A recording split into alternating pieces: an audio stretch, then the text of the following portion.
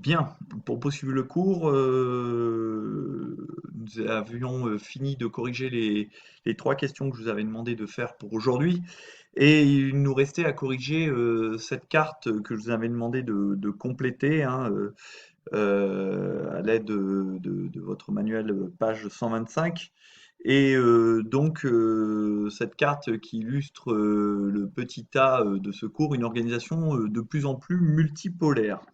Alors, pour compléter cette carte, je vous ai mis la correction ici, correction que vous trouverez également sur Pronote. Donc le titre, il fallait intituler cette carte les centres d'impulsion de la mondialisation. Et en fait, réaliser donc une légende sous forme de plan, hein, avec un grand A, hein. De plus en plus d'États sont intégrés dans la mondialisation. C'est un point qui est à noter, hein. C'est pour ça aussi qu'on parle d'un monde de plus en plus multipolaire. Donc il y a de plus en plus de pôles. Là où avant le monde était commandé par les trois principaux pôles de la triade, eh bien on voit qu'émergent de plus en plus des pôles secondaires. Donc de plus en plus d'États sont intégrés dans la mondialisation. Vous avez évidemment les principales puissances mondiales qui correspondent aux trois principaux pôles de la triade, c'est-à-dire l'Amérique du Nord avec les États-Unis, le Canada, l'Europe de l'Ouest, l'Asie de l'Est avec la Chine, la Corée du Sud, le Japon. On rajoute l'Australie et la Nouvelle-Zélande. Donc ce sont les principales puissances mondiales, ce qu'on appelle les nord économiques, même si l'Australie, vous le savez, est située, comme la Nouvelle-Zélande, dans l'hémisphère sud.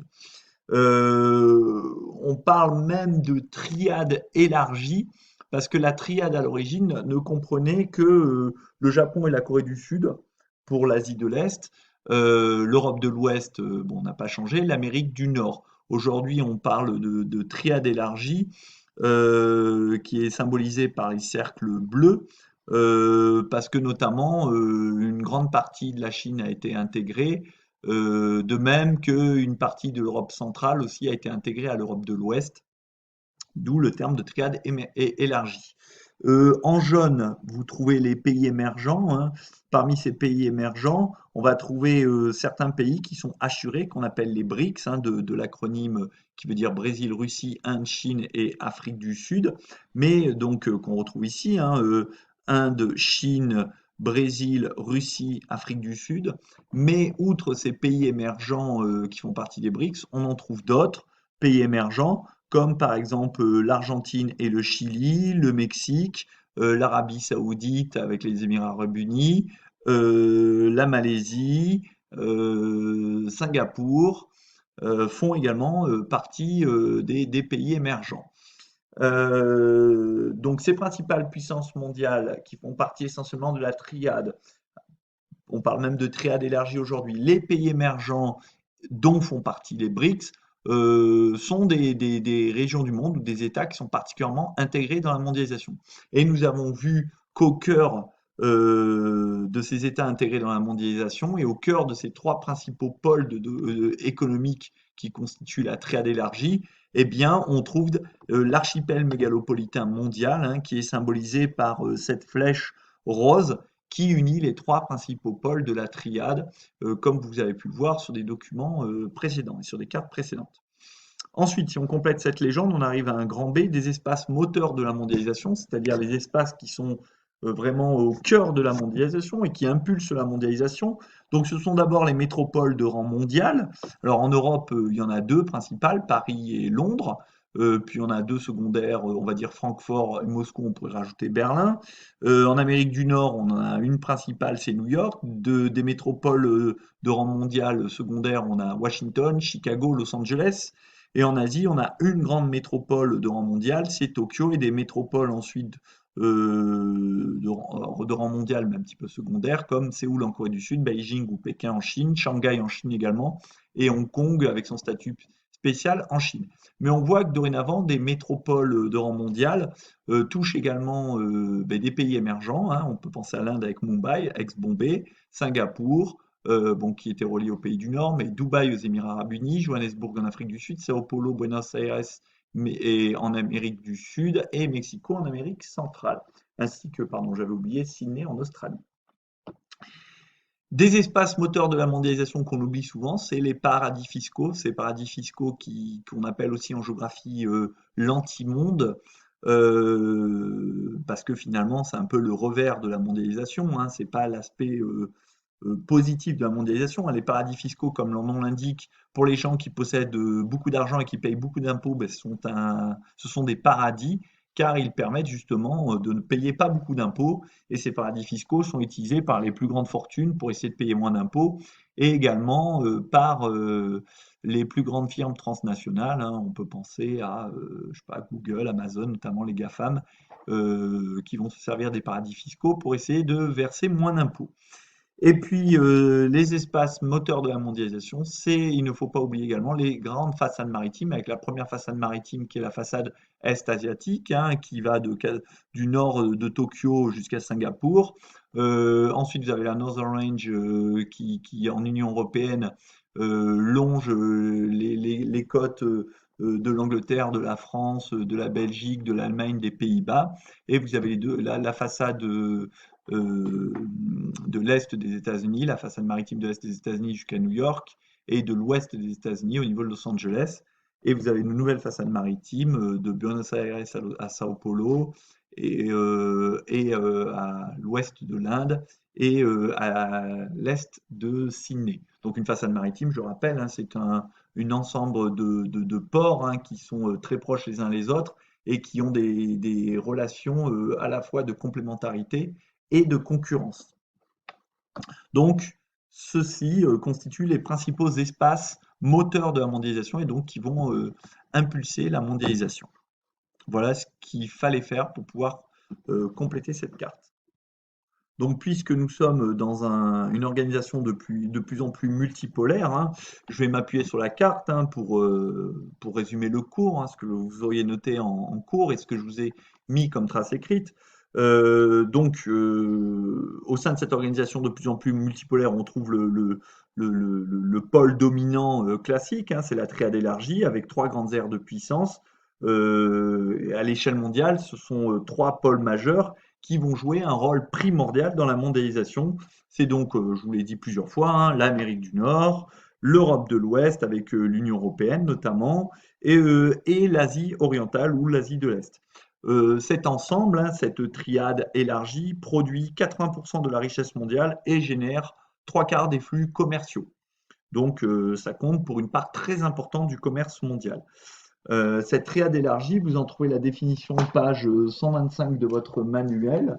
On vous dit si la triade désignait dans les années 1980 les trois pôles de puissance économique États-Unis, Union européenne, Japon, la triade élargie des années 2010 inclut la Chine, Taïwan et la Corée du Sud dans l'ère de puissance asiatique, d'où le terme donc de triade élargie. Alors, parmi les facteurs de puissance, hein, on va retrouver des éléments que l'on a déjà vus dans les questions préalables que je vous avais demandé de travailler en introduction de ce cours. Donc, parmi les facteurs de puissance de ces aires de puissance qui appartiennent à la triade élargie, on trouve les principaux lieux décisionnels économiques, hein. On a déjà évoqué les bourses, mais aussi les banques, les sièges de firmes transnationales. On trouve également les principaux lieux décisionnels dans le domaine politique, hein, des organisations internationales comme l'ONU à New York, l'UNESCO à Paris, par exemple, les sièges de gouvernement, les résidences des présidents ou des rois ou des reines. On y trouve les principaux lieux de l'innovation technique et technologique avec des universités prestigieuses, des technopoles, des lieux d'innovation culturelle au sens large du terme, hein. Alors dans le domaine de l'innovation technologique, par exemple, l'Europe de l'Ouest et les États-Unis vont concentrer à eux seuls 40% des investissements dans le domaine de la recherche. C'est-à-dire 4 dixièmes des investissements dans le domaine de la recherche mondiale sont le fait de l'Union européenne et des États-Unis, en particulier dans les domaines de la biotechnologie. Donc ça, c'est la technologie à l'aide, par exemple, de molécules trouvées dans des organismes vivants. Ça va être dans le domaine de la robotique également, hein. Donc là, pendant longtemps, c'était les Japonais qui étaient en pointe dans la robotique. Aujourd'hui, les Chinois font des progrès à vitesse grand V dans ces domaines. On trouve également de l'innovation dans le domaine de la nanotechnologie. Alors la nanotechnologie, c'est la technologie à l'échelle de l'atome. Donc vraiment de la technologie extrêmement petite. On parle également de la physique quantique, par exemple, ça vous évoque peut-être quelque chose. Ces aires de puissance sont également le lieu de production industrielle, hein.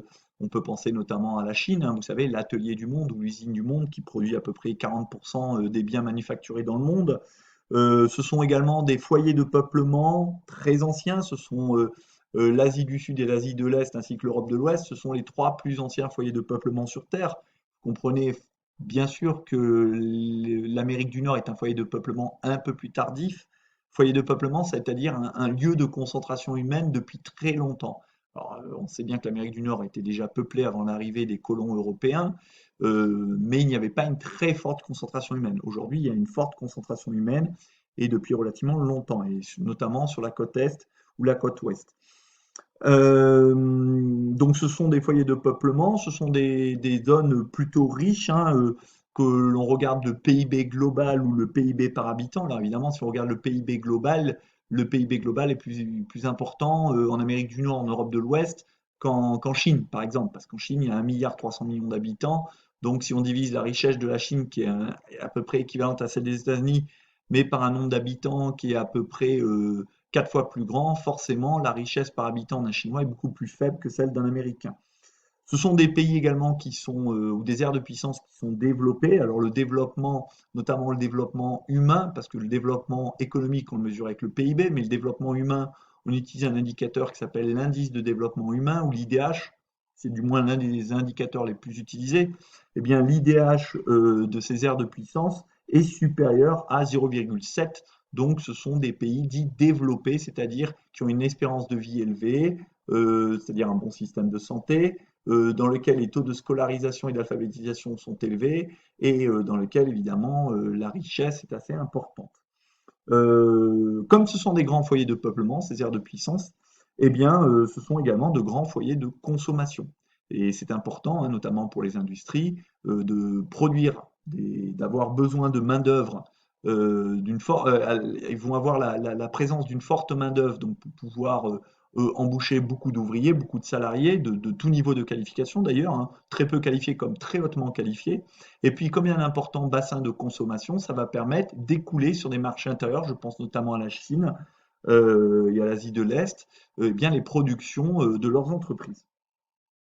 Donc, on trouve dans ces aires de puissance, hein, dans cette triade élargie, on trouve les grandes puissances économiques et politiques du monde, hein, celles qui font partie du G7, du G20, du Conseil de sécurité de l'ONU, c'est-à-dire les USA, la Chine, le Japon, l'Allemagne, la France, le Royaume-Uni, l'Italie, l'Espagne, etc. Alors ces aires de puissance, on l'a vu, sont également caractérisées par leur très grande accessibilité, hein. Elles bénéficient d'infrastructures de transport performantes, avec des ports extrêmement modernes, avec des terminaux pouvant accueillir des bateaux toujours plus grands, avec un tirant d'eau de plus en plus important et avec des bateaux qui sont de plus en plus longs. Et qui peuvent transporter par exemple de plus en plus de marchandises, de conteneurs, de pétrole, etc. On y trouve les aéroports les plus grands du monde, hein, qui jouent finalement ces ports et ces aéroports le rôle de hub, hein, qui permettent donc de transborder leur cargaison vers des ports ou des aéroports secondaires. On peut penser au plus grand aéroport du monde par le flux de voyageurs, qui est l'aéroport d'Atlanta aux États-Unis. Et ces aires de puissance possèdent aussi d'importantes infrastructures de télécommunication, il ne faut pas oublier, hein. L'accessibilité numérique est devenue aujourd'hui incontournable. Et par exemple, 42% des data centers, hein, donc ces centres qui conservent les données, qui sont très importantes, on peut penser au cloud, cette espèce de mémoire extra ordinateur, extra USB qui vous permet de garder des informations. Eh bien, 42% des data centers sont concentrés aux États-Unis. Mais cette capacité de domination des puissances traditionnelles est en recul, car la hiérarchie, justement, est en constante évolution, ce que nous allons voir lors de la prochaine vidéo.